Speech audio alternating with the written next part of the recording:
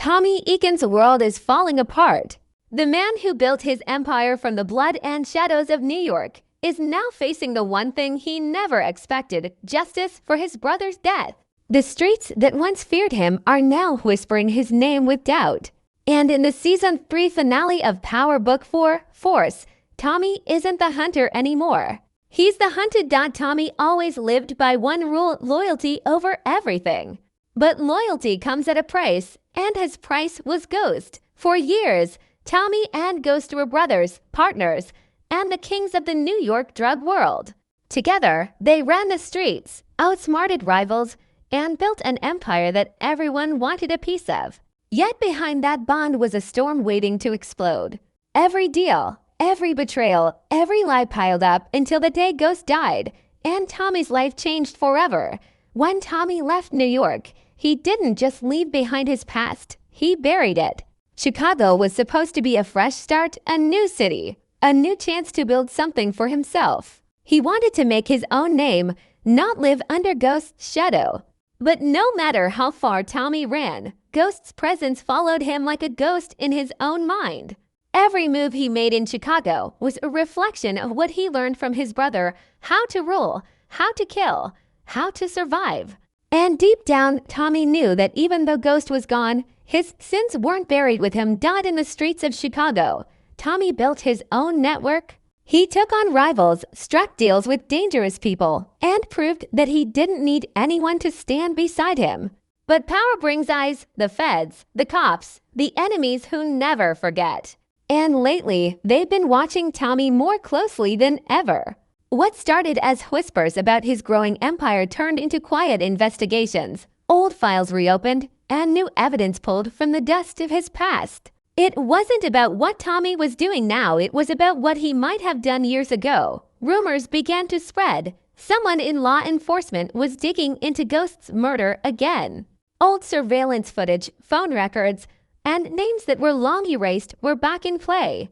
And then came the leak, a new piece of evidence that pointed straight at Tommy. Nobody knew where it came from, but it was enough to make the authorities act. For the first time since Ghost's death, Tommy's name was being spoken not as a suspect, but as the killer. The city buzzed with the news, and the streets turned cold for the man who once ruled them with fire. But Tommy isn't the kind of man who runs when cornered. He's been through it all: betrayal, blood, and loss, and still found a way to stand tall. Yet this time, something feels different. The people around him have changed. The trust he once had in his circle is breaking, and the enemies closing in on him aren't gangsters. They're the law. As the walls start closing in, Tommy feels that old Ghost breathing down his neck again. Not Ghost the man, but Ghost the memory, the reminder of what he did, and what it cost him. Now, the streets of Chicago are whispering a new story. The cops are calling it justice. The fans are calling it revenge. But for Tommy, it's personal. Because if he really is being framed for Ghost's murder, then someone out there knows the one truth he's tried to bury forever. And if that truth comes out, it won't just destroy his empire, it'll destroy the legend of Tommy Egan himself. The investigation does not start loud. It starts quiet, like a whisper in an empty room. A cold case analyst notices a pattern in old phone pings tied to the night Ghost died. A junior prosecutor, hungry to make a name, connects those pings to a burner number used by someone close to Tommy years ago. Files that once sat in dusty boxes are scanned, indexed, and fed into new software. Suddenly, names that were safe in the dark begin to glow on a screen. The case that everyone thought was buried starts breathing again, slow and steady, like a beast waking up. At first, it is just paperwork, timelines, call logs, bank records that show nothing. Until they do. There is a small money transfer made 2 days before Ghost's death, split into parts, moving through shell accounts. On its own, it means little. Matched with a late-night call to a phone near a loading dock where a car was seen idling, it means more. Add a voicemail that was deleted but later recovered from a cloud backup. And now the picture sharpens. Someone coordinated movement. Someone called in a favor, and that someone could be Tommy. None of this proves murder, but it suggests planning, and planning is what prosecutors can sell to a jury as intent. Word of the renewed focus does not hit the streets right away. It leaks in pieces. A blogger posts that the ghost case is heating up. A street source hears that a task force out of Chicago is working with a contact from New York. A cop who hates losing asks for a subpoena on a warehouse camera near an old meat spot. Then an anonymous witness appears, someone who once ran with people who knew both Tommy and Ghost. This person claims they heard Tommy swear that if Ghost ever crossed him again, he would end it for good. Is it truth? Is it a lie? It doesn't matter yet. What matters is that the statement makes it into a report, and the report becomes a brick. Brick by brick, a wall rises around Tommy. Tommy feels it before he sees it. The quiet surveillance cars that linger a second too long. The unmarked sedan near the shop with two silhouettes who pretend not to look. A few trusted people grow nervous, texts get shorter, and favors take longer to land. Deals that once came easy now come with questions. Did you hear they're asking about New York? Did you hear they found something new? Tommy is not afraid of rivals. He can read a hitter from a block away. This is different. This is paperwork and patience. This is the system, and the system always smiles before it bites. The task force builds a timeline and then tears it down to test for weak spots. They mark the night Ghost died, then work backward. Where was Tommy that afternoon? Who can place him? They stack statements. They map routes. They pull cell site data, then run it against traffic cameras. A grainy frame shows a car that looks like a ride Tommy once drove. The plate is unreadable. The angle is bad. But to a hungry prosecutor, it is consistent. Consistent becomes likely. Likely becomes probable. And probable, tied to a witness and old beef, becomes a warrant. Still, there are cracks. Chain of custody on one piece of physical evidence is messy. The anonymous witness has their own charges, their own deals to cut. A rival might be feeding the fire, hoping to burn Tommy from a distance. Tommy knows all of this. He also knows the difference between noise and threat. He keeps his circle close, but not so close that someone can hear his heartbeat. He checks on the people he loves without showing that he is checking. He plans routes and escape plans he hopes he never has to use. He tells himself this is just smoke. Then the smoke starts to sting. A rumor surfaces that someone inside the department is trading information. Maybe a cop with money problems. Maybe a clerk with a grudge. Names float, denied by day and whispered by night. Another clue lands, a partial print lifted years ago from an object near the scene, tossed then as inconclusive, now matched to a new database with moderate confidence. Moderate confidence is not proof, but it is enough for a headline, enough for a judge who has seen worse cases and in convictions, enough for a team that wants to move before the target disappears. Tommy looks at the city he chose. Chicago gave him new rules and new enemies, but it also gave him purpose. He is not the man he was with Ghost. He is colder in some ways, softer in others. He feels old scars every time someone says Ghost's name. He hears promises he can't keep in the silence between footsteps. He tells himself he did what he had to do to survive. But survival leaves footprints. And now men with badges are kneeling to measure those prints like detectives at a snowfield, patient and careful, certain that all trails lead somewhere if you follow long enough. Friends ask if he is okay. Tommy nods the way men nod when they choose not to speak. He keeps working, keeps moving money, keeps playing the game. Yet he cannot ignore the tightening circle. He senses betrayal like a change in the weather, first a breeze, then a chill, then a whine that cuts the skin. Is it someone close? Is it a rival in a clean suit? Is it a ghost of the past taking shape in the present? Tommy tells himself not to guess. Guessing is how you make mistakes. He waits, he watches, he plans. Then comes the moment that shifts everything from rumor to reality. A judge signs off. A team gathers before dawn. Phones light up with green checks and short replies. The warrant is live. The plan is simple. Catch him outside. Keep it clean. Keep it fast. Get him in cuffs before he knows which way to run. Tommy has always been a step ahead. But the clock is merciless, and the past keeps perfect time. The investigation is no longer a whisper. It has a voice, a badge, and an address. And it is headed straight for Tommy. The air in Chicago feels different tonight, thicker, heavier, as if the city itself knows what's about to happen. The hum of engines and the low crackle of radios mix with the whisper of rain. Somewhere in the maze of streets, Tommy Egan's name echoes through the police channels. His arrest isn't a rumor anymore. It's an order. The kind that comes with backup, vests, and a promise. Bring him in alive. But bring him in, Tommy doesn't know the time is ticking down on him. He's sitting in his car outside one of his garages, going through a mental checklist: drops, money routes, who's loyal, who's weak. He can feel something off, like the calm before a gunfight. He trusts his instincts more than any friend, and right now they're screaming.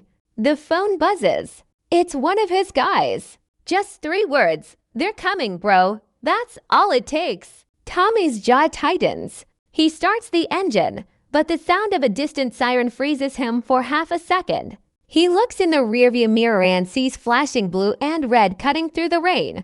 For a man like Tommy, fear doesn't come easy. But this moment isn't fear, it's fury. Everything he's built, everything he's survived, feels like it's collapsing under the weight of a lie. He knows he didn't kill Ghost. Not like this. Not the way they're saying. But truth means nothing when the law already made up its mind. He pulls out of the alley, tires slicing through puddles, headlights carving a path through darkness. He's been chased before, but this isn't the same. This isn't street beef. This is the system hunting him. Not by the time he reaches the bridge. 3 squad cars block the way. He slows, eyes darting to the sides. There's no clean exit. A spotlight hits the windshield. A voice booms through a loudspeaker, commanding him to step out of the vehicle. Tommy's hands grip the wheel so tight his knuckles go white. In another life, he'd floor it, take the fight head on. But this isn't New York. These aren't rival crews. This is the end game. Slowly, he cuts the engine. The silence that follows feels endless. He steps out, rain falling over his jacket, the same one he's worn through wars, deals, and betrayals. The cops shout commands, but Tommy doesn't flinch. He just stares forward and blinking as they close in. The metallic click of handcuffs sounds louder than thunder. They pull his arms back, push his head down, and for the first time in a long time, Tommy doesn't fight back. He knows resistance only feeds the story they've already written. He's the monster, the killer, the brother who turned on Ghost. As they shove him into the back of the cruiser, the city lights blur through the rain-streaked window. For a second, he sees Ghost's reflection beside his own. Not the real Ghost, but the memory, the smirk, the cold eyes, the brother he both loved and hated. Tommy whispers under his breath, "You still haunting me, huh?" The memory fades, leaving only flashing lights and silence. The news breaks before he even reaches the station. Headlines spread across social media like wildfire. Tommy Egan arrested for the murder of James Ghost St. Patrick. Fans of the old world, of the Power Saga, light up the internet. Some say it's about time. Others swear it's a setup. But none of them know the truth, that the man in cuffs isn't broken, just waiting. Because Tommy Egan doesn't bow, not even to fate. Inside the station, the tone changes. Detectives move like vultures around fresh meat. Photos of Ghost lie spread across the table, alongside Tommy's old mugshots. They think this is justice. They think they've caught the villain. But as Tommy stares at those photos, his silence becomes his weapon. Every question they throw bounces off the wall of his calm. Every accusation only fuels the fire building behind his eyes. And somewhere, out there in the dark, someone is smiling. The person who planted the trail, who pulled the strings, who made sure Tommy would take the fall. They know this isn't the end of Tommy Egan, it's the beginning of his revenge. Because when you cage a man like Tommy, you don't kill him. You just give him time to plan. The city keeps raining. The cops keep talking, but in Tommy's mind, he's already rewriting the story. And this time, when the tables turn, no ghost will be left standing. The world reacts fast. Within hours, social media becomes a war zone of theories, outrage, and disbelief. Screens light up with Tommy's face, the mugshot of a man who has survived everything but trust. Fans across the world argue in comment threads and live streams, trying to piece together what really happened. Some believe this is the long-awaited justice for Ghost's murder. Others refuse to buy it. They say Tommy's being set up, framed by someone who knows his weaknesses better than anyone ever could. The digital noise grows louder, but behind it all is one question that no one can answer. Who really killed Ghost? In every corner of the fandom, names start to surface. Tariq St, Ghost's son, the one who once called Tommy family. Could he have turned on him to save himself? Maybe he tipped off the feds to close an old case, or maybe he wanted revenge for everything Tommy put their family through. Then there's Claudia Flynn, the sharp and ruthless queen of Chicago's underworld, who never forgives and never forgets. Some say she fed the police the evidence, trading Tommy's freedom for her own empire. Others think the real hand behind this is deeper, someone from the shadows pulling strings for years, waiting for the right moment to destroy Tommy completely. As the theories explode, Tommy sits in a cell that feels too small for a man like him. The fluorescent lights hum above, cold and lifeless. The city outside keeps moving, but inside those walls, time stops. Tommy's eyes don't wander. They focus. Every second, he's replaying the past, every deal, every conversation, every enemy he ever made. Someone close to him betrayed him. He can feel it in his bones. Betrayal has a scent, and it's thick in the air now. But here's the thing about Tommy Egan. You can cage his body, but never his mind. Even behind bars, his presence spreads like smoke. His allies on the outside start moving, making calls, shifting money, finding out who's talking to the cops. Word gets back to the streets, and suddenly the people who thought Tommy was finished start watching their backs. Because if Tommy didn't kill Ghost, then whoever set him up just made the biggest mistake of their life. They left him breathing. The city itself feels like it's holding its breath. The underworld knows that when Tommy gets out, and he will get out, there'll be blood. Some of his enemies are already disappearing. Some allies are switching sides, trying to guess where the power will fall next. Chicago thrives on chaos, and Tommy has always been its heartbeat. Even now, in chains, that pulse hasn't stopped, and the fans, the ones who followed him since the beginning, they can't let go either. Every post, every tweet, every theory turns into fuel for what's next. Some whisper that Ghost isn't really dead, that he faked his death and framed Tommy to tie up old scores.